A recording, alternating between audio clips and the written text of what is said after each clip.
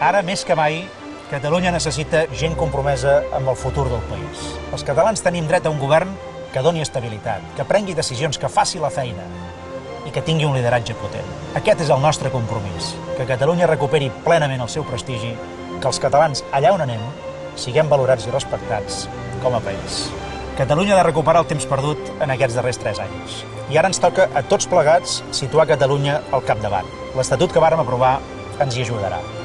Situarem Catalunya al capdavant en educació, en salut, en habitatge pels joves, en ajuts per les famílies amb fills, en polítiques socials, en innovació, en creativitat i en immigració actuarem amb fermesa i amb autèntic sentit de país.